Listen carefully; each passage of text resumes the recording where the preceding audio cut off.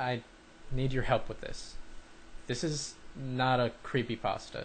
This is a very long story. But I feel like my safety or well-being could very well depend on this. This is video game related, specifically Majora's Mask.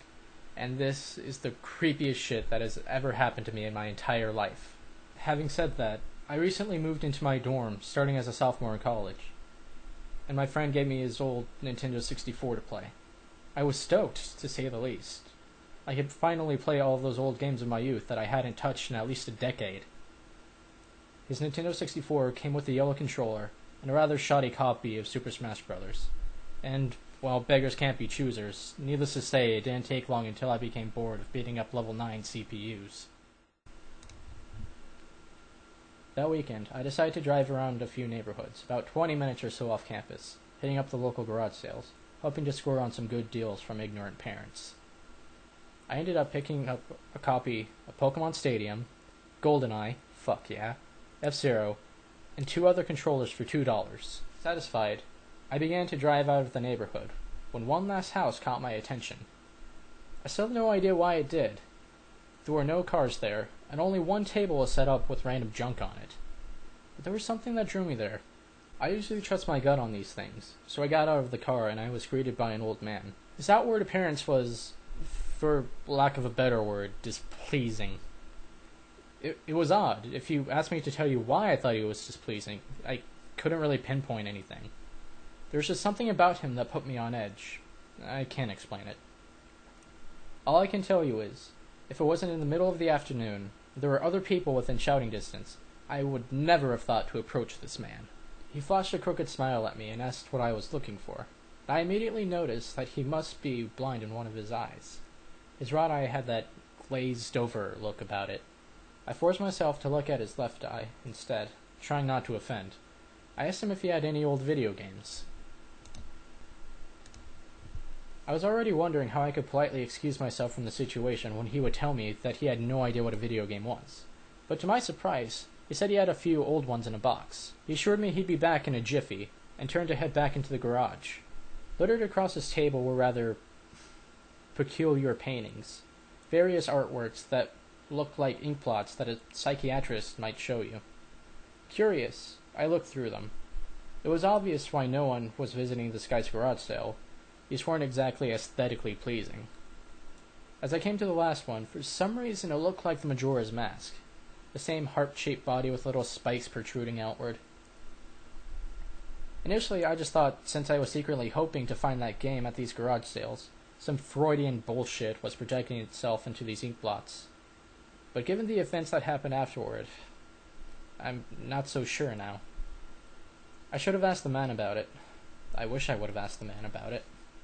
After staring at the Majora-shaped blot, I looked up and the old man was suddenly there again, arm's length in front of me, smiling at me. I'll admit, I jumped out of reflex and laughed nervously as he handed me the Nintendo 64 cartridge. It was the standard gray color, except that someone had written Majora on it, in black permanent marker. I got butterflies on my stomach as I realized what a coincidence this was, and asked him how much he wanted for it.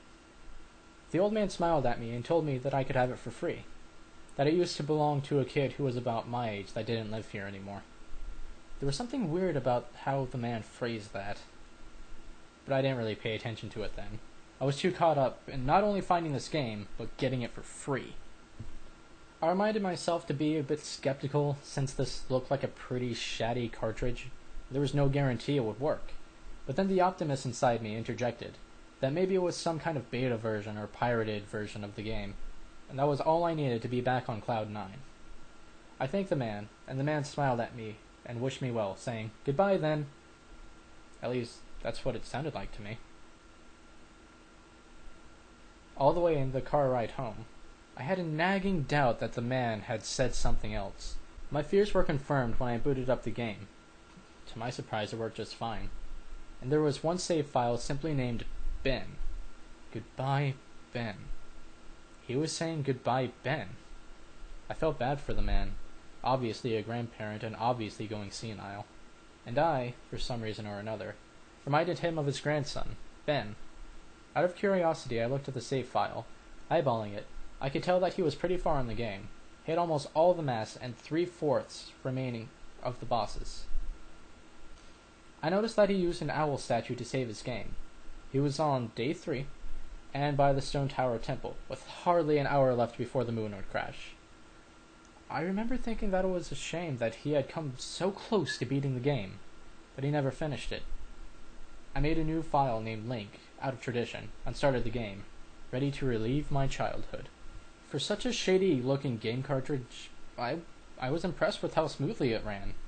Literally just like a retail copy, save for a few minor hiccups here and there, like textures being where they shouldn't be, random flashes of cutscenes at odd intervals, but nothing too bad.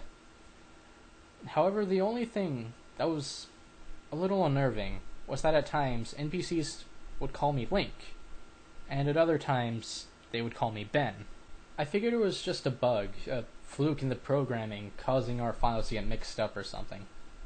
It did kind of creep me out after a while, and it was around after I had beaten the Woodfall Temple that I regrettably went into the save files and deleted Ben. I had intended to preserve the file just out of respect of the game's original owner. It's not like I needed 2 files anyway, hoping that would solve the problem. It did and it didn't.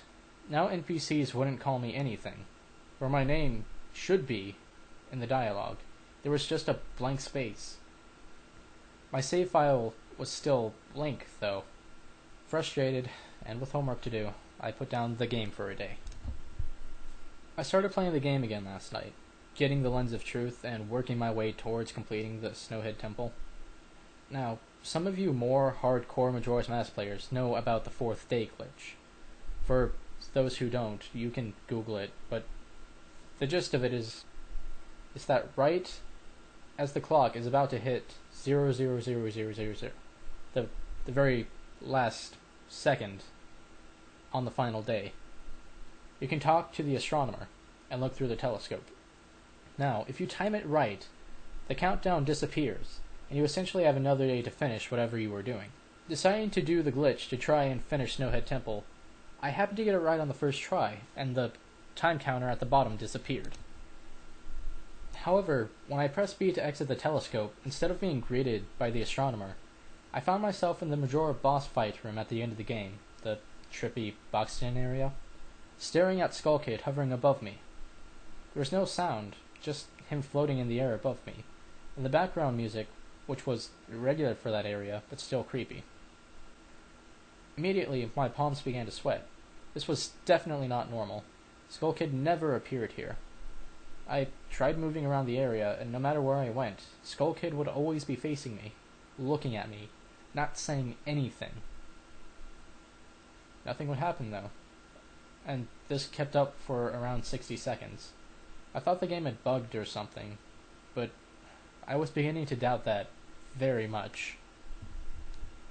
I was about to reach for the reset button when text appeared on my screen. You're not sure why, but you apparently had a reservation. I instantly recognized that text. You get that message when you get the room key from Anju at the Stockpot Inn, but why was it playing here? I refused to entertain the notion that it was as if the game was trying to communicate with me. I started navigating the room again, testing to see if that was some sort of trigger that enabled me to interact with something in here. Then I realized how stupid I was. To even think that someone could reprogram the game like this was absurd. Sure enough, 15 seconds later, another message appeared on the screen. And again, like the first one, it was already a pre-existing phrase. Go to the lair of the temple's boss? Yes? No? I paused for a second, contemplating what I should press and how the game would react. When I realized that I couldn't select no, taking a deep breath, I pressed yes, and the screen faded to white, with the words Dawn of a New Day with the subtext "Nyeh" below it. Where I was ported to filled me with the most intense sense of dread and impending fear I have ever experienced. The only way I can describe the way I felt here is having this feeling of impeccable depression on a profound scale. Now, I am normally not a depressed person, but the way I felt here was a feeling that I didn't even know existed. It was such a twisted, powerful presence that it seemed to just wash over me. I appeared in some kind of Twilight Zone version of Clocktown.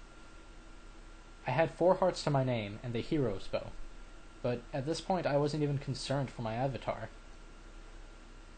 I felt that I, personally, was in some kind of danger.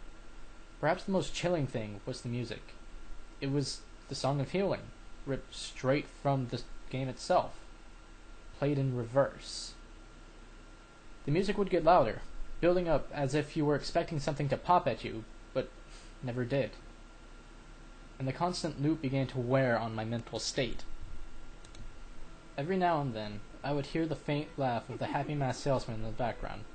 Just quiet enough so I wasn't sure if I was hearing things, but just loud enough to keep me determined to find him. I looked in all 4 zones of Clocktown, only to find nothing. No one. Textures were missing. West Clocktown had me walking on air. The entire area felt broken. Hopelessly broken. As the reverse Song of Time repeated for what must have been the 50th time, I just remember standing in the middle of South Clocktown, realizing that I had never felt so alone in a video game before. As I walked through the ghost town, I don't know whether it was the combination of the out-of-place textures and the atmosphere and the haunting melody of the once peaceful and soothing sound being butchered and distorted, but I was literally on the verge of tears and had no idea why. I hardly ever cry. Something was gripping me here, and this powerful sense of depression that was both foreign and crippling. I tried leaving Clocktown, but every time I attempted to zone out, the screen would fade to black and I would just zone in to another part of Clocktown. I tried playing my ocarina. I wanted to escape, and I did not want to be here. But every time I played the Song of Time or Song of Soaring, it would only say, "Your notes echo far, but nothing happens." By this point, it was obvious the game didn't want me to leave, but I have no idea why it was keeping me here. I didn't want to go inside the buildings. I felt that I would be too vulnerable there to whatever I was terrified of. But I don't know why, but I came up with this idea that maybe if I drowned myself in the laundry pool, I could spawn somewhere else and leave this place. As I zoned in and ran towards the pool, that's when it happened. Link grabbed his head, and the screen flashed for a brief moment of the happy masked salesman smiling at me. Not Link, me, with the Skull Kid screen playing in the background. And when the screen returned, I was staring at the Link statue from playing the song, Elegy of Emptiness. I screamed as the thing just stared back at me with that haunting facial expression. I turned around and ran out, and back into South Clocktown, and to my horror, the fucking statue followed me. And the only way I can compare that is like the weeping angels from Doctor Who. Every so often, at random intervals, the animation would play of the statue appearing behind me. It was like the thing was chasing me, or I don't even want to fucking say it, haunting me. By this point, I was on the verge of hysterics. Not even once did the thought of turning off the console occur to me. I don't know why I was so wrapped up into it. The terror felt also real. I tried to shake the statue, but it would literally appear right behind me every single time. Things started to begin to make weird animations I had never even seen him do before. He would flail his arms around or spasm randomly, and the screen would cut to the happy mask salesman smiling again for a brief moment, before I was face to face with that fucking statue again. I ended up running to the Swordmaster's dojo, and ran to the back. I don't know why, but in my panic I just wanted some kind of assurance that I'm not alone here.